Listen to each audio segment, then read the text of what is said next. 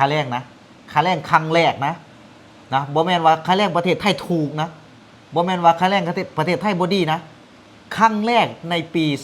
2012 2013โอ้ขอมาแต่ปี2012หัวแมนที่บ่หน่อยเขามาประเทศไทยแมนค่าแรง 3,500 บาทสบายดีครับผมเนาะสวัสดีครับผม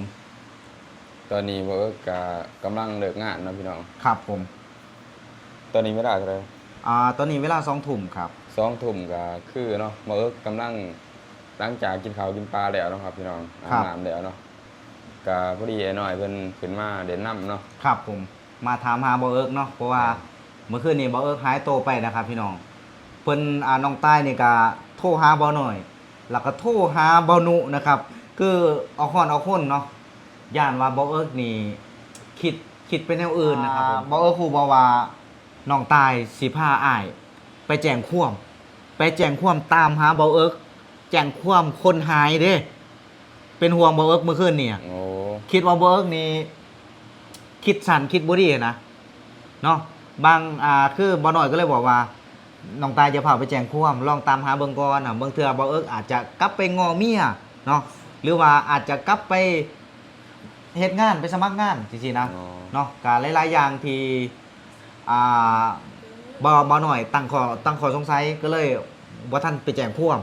อีกอย่างมันก็บ่ทันถึง24ชั่วโมงเนาะก็เลยแบบ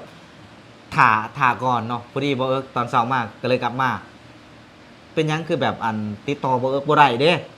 คือบ่น้อยพยายามติดต่อน้องตายก็พยายามติดต่อก็ติดต่อบ่ได้สาเหตุก็คือโทรศัพท์เบิดเน็ตพี่น้องเนาะบ่ทันได้เติมเน็ตมาเติมมึงยาเด้เนาะครับผมโอนให้เนาะก็ได้ว่าได้เติม200 บาทเนาะครับเติม100นึงมันก็สมัครบ่ได้อันนี้เนาะครับพี่น้องรายวันเนาะเพราะว่าใส่เป็นก็สิมาถามอ้ายน้อยพี่น้องคนนี้เนาะครับผมว่าทำงานอยู่ประเทศไทยได้ค่าแรงเท่าไหร่เนาะจากอ้ายเพิ่นเคยเฮ็ดงานมาก่อนแม่นบ่ครับผมสิมาถามเรื่องเล่าของบ่น้อยแม่นว่ามาใช้ชีวิตอยู่ประเทศไทยได้ค่าแรงเท่าไหร่แม่นเนาะการที่อยู่เมืองไทยเป็นแนวใดครับผมเนาะก็ก่อนอื่นนะครับพี่น้องเนาะก่อนที่บ่น้อยจะตอบนะครับก็ขอกราบสบายดี FC ทั้งสองเบาเอิกแล้วก็ FC บ่น้อยเนาะแม่นคือค่าแรงของบ่น้อยนี่บ่น้อยก้าวขาเข้ามาประเทศไทยครั้งแรกแม่น โอ้ 3,500 บาทค่าแรงนะค่าแรงครั้งแรกนะบ่แม่นว่าค่าแรงประเทศไทยถูกนะบ่แม่นว่าค่าแรงประเทศไทยบ่ดีนะครั้งแรกในปี2012 2013โอ้ขอมาแต่ปี2012หัวแม่นที่บ่น้อยเข้ามาประเทศไทยแม่นค่าแรง 3,500 บาทอันนี้มันก็2,000สหายเนาะมันก็10ปลายปีเลยเนาะ10 กว่าปีแล้วครับผมก็ถือว่าดีมากๆนะครับณปัจจุบันตอนนั้นคือบ่น้อยได้ค่าแรงประมาณ 1,000 บาทอยู่บ้านเฮาเนาะประมาณ 1,000 บาทอยู่บ้านเฮาแล้วบ่น้อยข้ามมาเฮ็ดงานอยู่ประเทศไทยได้1,500ได้ 3,500นะครับก็ถือว่าดีมากๆอ่ะก็ดีหลายสำหรับบ่น้อยนะครับแล้วก็บ่น้อยเฮ็ดงานไปประมาณปี1 2ปีมันก็มีการเปลี่ยนชีวิตบ่น้อยนอกจากแบบคือบ่น้อยเคยเล่าแล้วครับครอบครัวบ่น้อยนี่คือบางมื้อก็บ่มีกินบางมื้อก็บ่มีข้าวมานะบางมื้อก็บ่มีข้าวมาแลงอ่ะเข้าใจบ่คำว่าบ่มีข้าวมาแลงอ่ะหากผู้ใดเคยอยู่จุดที่บ่น้อยอยู่ก็จะเข้าใจนะบางมื้อก็อดบางมื้อก็มีกินบางมื้อก็กินข้าวแค่เทื่อนึงนะบ่แม่นว่าบ่อยากนะท้องนี่อยากกินข้าวแต่ว่ามันบ่มีข้าวกินจนที่บ่น้อยได้มาปลดล็อกชีวิตอยู่เมืองไทยมาทำงานอยู่เมืองไทยมาใส่ชีวิตอยู่เมืองไทยมาขายแห้งอยู่เมืองไทยส่งเมื่อให้พ่อให้แม่จุนเจือครอบครัวจะมีอยู่มีกินซุมื้อนี้คือความคิดตอนแรกตอนที่บ่น้อยจะก้าวออกจากประเทศลาวก้าวขาออกจากเฮือนเพื่อมาสู่งานประเทศไทยความคิดตอนนั้นบ่ได้หวังว่าสิร่ำสิรวยบ่ได้หวังว่าสิมีเฮือนมีซ่านบ่ได้หวังว่าสิมีรถมีบ้านคือคนอื่นความหวังก็คืออยากให้ทุกมื้อได้มีเข้ามาแรงแค่นั้นเลยถ้าใครเคยอยู่จุดๆนี้จะเข้าใจนะครับอ๋อ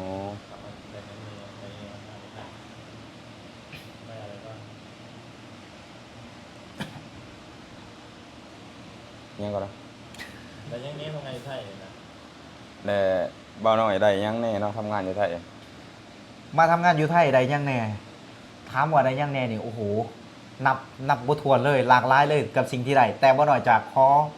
เราสิ่งที่มันเป็นศีลเป็นอันเนาะอย่างเช่นเฮื นะกับรถอีแตน อืม นะเฮือนกับรถอีแตนสำหรับบางคนอาจจะคิดว่าเฮ้ยได้แค่เฮือนหลังหนึ่งกับรถอีแตนคันหนึ่งบางคนอาจจะแน่ว่ากระจอกจะแน่ว่าเฮ้ยได้แค่นั้นก็เอามาอวดนะอันนี้คือความคิดสำหรับบางคนแน่นอนเขาต้องบอกแบบนี้แน่นอน แต่ว่าอย่าลืมนะว่าครอบครัวบ่หน่อย แต่ก่อนนี่บ่มีเฮือน มีแค่เทียงไห้บ่หน่อยอยู่ในเทียงไห้นะเพราะว่าครอบครัวบ่หน่อยนี่เกิดอยู่ที่ปากเซ่เกิดอยู่ที่ปากเซ่แล้วพ่อแม่นั่นเลี้ยงลูกนะเกิดมามีเสียชีวิตเกิดมาเสียชีวิต ก็เลยหอบบ่หน่อยนี่ ยกใหญ่ครอบครัวนะมาอยู่สารวัตร โอ้ อพยพมาอยู่สารวัตรแล้วก็บ่มีเฮือนมานี่เพราะว่าในยุคก่อนเนาะการที่ยกใหญ่เฮือนนี่มันยกใหญ่บ่ได้เพราะบ่มีรถคือซุมื้อนี้ แม่น มีแต่เกวียนมีแต่งัวเกวียน แม่นแม่น ก็เลยได้มาแต่ลูกได้แต่ลูกกับพ่อกับแม่เนี่ยแหละกับเสือข้ากิ้งมากบางส่วนมาอยู่เทียงไห้เทียงหน้าบ่หน่อยบ่มีเฮือนเลยบ่หน่อยกล่าวค้ามาอยู่เมืองไทยนี่จังได้สร้างเขื่อนให้พ่อให้แม่เนาะถือว่าแบบโอ้โหเป็นทรัพย์สินที่แบบยิ่งใหญ่สำหรับบ่หน่อยนะจากคนที่บ่มีเฮือนได้เฮือนหลังใหญ่ๆให้พ่อให้แม่ อันนี้ก็คือที่กล่าวเขามาอยู่ประเทศไทยเลยเนาะ ครับผม ถึงมีแบบนี้เนาะครับพี่น้อง ครับ ชีวิตของ เปลี่ยนแปลงได้ บ่าวน้อยเนาะ ครับ เปลี่ยนแปลงเวลาอีดีเนาะ เอานุคำถาม เปลี่ยนแปลงในบอชีวิตลำบากหรือว่าจะอะไรหรือว่ามีเก็บไว้บ่ แต่เงินเก็บมีรายอยู่บ่เนาะมาอยู่ไทยนี่ ถามว่าเงินเก็บมีหลายบ่เฮาต้องบอกเลยว่า มันสิมีเงินเก็บคือหมู่แบบว่าเป็นหมื่นเป็นล้านเป็นแสนมันบ่มีดอกเนาะถามว่าพอมีเก็บก็มีเก็บในโตะเนาะหลัก4-5,000เนาะไว้วันย่ำเจ็บย่ำไข้ย่ำเฮาบ่สบายนี่นะพอได้ซื้อยาไปหาหมอเฮาต้องซัพพอร์ตตัวเองอยู่แล้วตัวนี้เนาะเฮาต้องเตรียมพร้อมสำหรับตัวเองอยู่แล้วเพราะว่าเฮามาอยู่บ้านเพิ่นเมืองเพิ่นเนาะหน้าที่ของเฮาคือมาทำงานมาขายแห้งเพราะฉะนั้นเฮาจะบ่ปะให้ตัวเองนี่เจ็บป่วยเฮาจะบ่ปล่อยให้ตัวเองนี่เจ็บป่วยเฮาจะดูแลหรือว่าซัพพอร์ตตัวเองตลอดว่าร่างกายเราต้องทำงานได้ ถ้าเราไม่ทำงานเราคือขาดรายได้ยังไม่พอยังเสียรายจ่ายอีกนะถ้าเฮาแบบหยุดงานเดือนหนึงนี่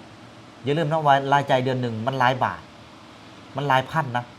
แล้วเฮาต้องแบบขาดงานอีกเฮาจะบ่มีรายได้เดือนต่อไปอีกเด้ อืม เพราะฉะนั้นเขาต้องโอ้โหซัพพอร์ตตัวเองถามว่าจะมีเงินเก็บเงินกำคือคนอื่นหลายๆนี่บ่หน่อยบ่มีดอกนะครับเพราะว่าบ่หน่อย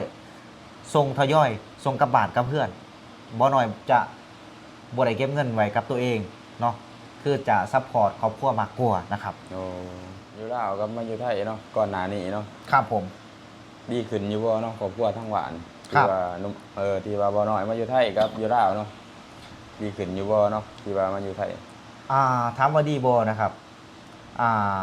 คือเขาบอกหั่นแหละถามว่าดีบ่เจริญขึ้นบ่พัฒนาขึ้นบ่สำหรับบ่หน่อยนะคือดีมากๆนะคือดีมากๆจากคนที่บ่มีเฮือนได้มีเฮือนอยู่ จากคนที่นอนเทียงมุ้งหญ้าฝนตกหลังคาหัว แต่ตอนนี้ได้มุ้ง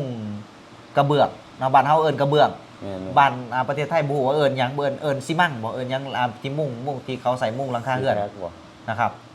นั่นแหละเนาะจากเฮือนมุ้งหญ้าจากเฮือนแอมฟ้าซุมื้อนี้ก็ได้มุ้งกระเบื้องได้แอมแป้นได้อยู่เฮือนไม้แป้นคือคนอื่นได้อยู่เฮือนหลังใหญ่ๆหลังสูงๆคือคนอื่นถามว่าเลิศรู้เพอร์เฟกต์คือคนอื่นบ่แน่นอนอยู่แล้วครอบครัวของเขามันต้นทุนต่ำต้นทุนน้อย มันบ่เพอร์เฟกต์เท่าคนอื่นดอก คือคนอื่นนี่ครอบครัวของเขาเพอร์เฟกต์อยู่แล้วแมันบอกเขาเพอร์เฟกต์อยู่แล้วเขาแค่เฮ็ดเวียกเฮ็ดงาน หรือว่ามาขายแห้งมาเฮ็ดงานนิดๆหน่อยๆเพิ่มเติมเขาก็ดูดีแหละครอบครัวเขาเพราะว่าต้นทุนชีวิตของเขามันดีอยู่แล้วเนาะต้นทุนชีวิตของเขามันมีซ้ำนี่เขาได้ซ้ำนี่เขาก็โอเคภูมิใจแล้วถือว่าดีมากๆครับผม ทำงานอยู่ไทยนี่มาหน่อยเคยโดนนายจ้างแบบว่าเพิ่นหายบ่หรือว่าเอาเปรียบบ่นะนายจ้างเพิ่นเคยแบบว่าโกงเงินอีหยังบ่เคยมีอยู่บ่ คือนายจ้างนี่เนาะบ่หน่อยบอกตรงๆเลยนายจ้างนี่คิดกับเฮานี่คิดเป็นลูกเป็นหลานบ่ฮู้ว่าคนอื่นนี่ไปเจอนายจ้างในรูปแบบใดนะบ่หน่อยบ่ฮู้แต่กับบ่หน่อยนี่นายจ้างเขาจะแนมเฮาแบบลูกแบบหลาน ครับ เวลาเขาใส่งานเฮานี่เขาใส่แบบลูกแบบหลานเขาจะบ่ใส่อารมณ์ในการใส่เฮานะ เขาใส่แบบลูกแบบหลานเขายังเกรงใจที่จะใส่เฮาอยู่เนาะแน่นอนนายจ้างไทยนี่เขาจ้างเฮาจุดประสงค์จ้างมาเฮ็ดงาน เขาบ่ได้จ้างมาเอาเปรียบเนาะคือบ่เอิกถามเบิ่งหนึงว่านายจ้างเอาเปรียบบ่นายจ้างกดขี่บ่นายจ้างข่มเหงบ่เนาะเขาจ้างมาเอาเปรียบ เขาบ่ได้จ้างมากดขี่ข่มเหง เนาะแล้วก็ยุคซุมื้อนี้เป็นยุคโซเชียลเนาะเป็นยุคที่มันเปิดกว้างคนใดที่เฮ็ดบ่ดีนายจ้างเฮ็ดบ่ดีต่อลูกน้องสามารถวิพากษ์วิจารณ์ได้สามารถไปฟ้องร้องได้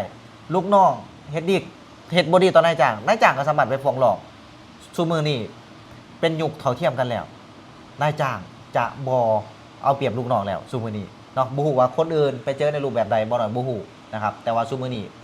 เมืองไทยประเทศไทยเขาเปิดกว้างแล้ว จะบ่มีคำว่าเอาเปรียบนายจ้างลูกน้องระวังนายจ้างลูกน้องแน่นอนนะครับ อ๋อก็สิบ่มีหยังหลายเนาะครับพี่น้องเนาะ ครับผม สำหรับคลิปนี้ก็พวกเข้าใจเลยเนาะครับพี่น้องว่าชีวิตการมาอยู่ประเทศไทยนี่ ครับ เป็นจะได้เนาะครับพี่น้อง ครับผม ก็มีแต่ฝากครับพี่น้องเนาะฝากให้กำลังใจเนาะก็ขอขอบคุณเด้อเนาะที่ให้กำลังใจคอมเมนต์มาหลายๆท่านเนาะ ครับผม มาให้สู้ๆเนาะ ครั สู้ บ ๆต่อไปนะครับพี่น้อง ครับผม ก็ขอขอบคุณเนาะทั้งไอ้หน่อยที่ ครับ มา ขอบคุณครับ ให้ำแนะนำปรึกษาเนาะ ยินดีเลย ห ห ลา ลาย ย ๆอย่างเนาะ ครับ ก็โอเคครับพี่น้องเนาะสำหรับคลิปนี้ก็ขอตัวลาไปก่อนนะครับพี่น้อง ครับ สำหรับคลิปนี้ขอกล่าวคำว่าสบายดี ครับผมสวัสดีครับสบายดี